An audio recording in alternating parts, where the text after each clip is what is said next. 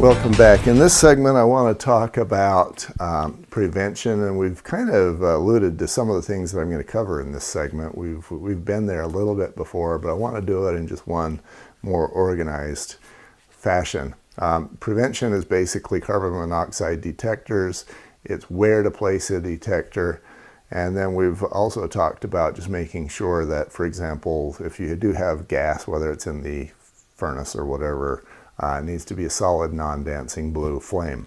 So your CO detectors can be combined with smoke alarms, but again, they're doing a particular purpose. We talked about that in the last segment. Where to place a CO detector? Upstairs on the ceiling for fires, downstairs on the floor for non-fire conditions. Now, in my case, my furnace and water heater are in the basement, and so it would be a very good idea for me to place a CO detector at or near ground level near the furnace and water heater.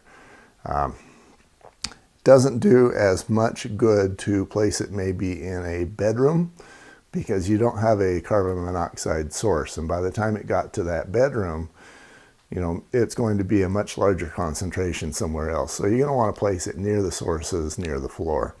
And on the main floor, you're going to want to place it near your fireplace or your stove and oven, or in one case, I lived temporarily while I was building a home in the basement of my brother-in-law's home, and he had a space heater in his basement because it was cold. And so we would use that space heater, and I had kids, and one of my daughters decided one day to actually place a t-shirt on this space heater to dry it out, and then she caused a fire.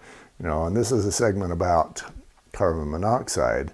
So what I would have you be aware of is those space heaters, especially the ones with open flames, they're just dangerous. Not just for carbon monoxide, or not just because they are an open flame that kids can get to, but both, and have you be very much aware of those.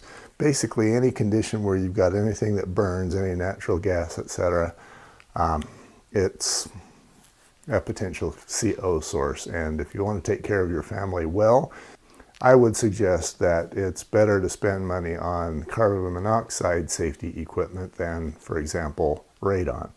So those are that's what prevention looks like, and we'll be right back with some of my war stories.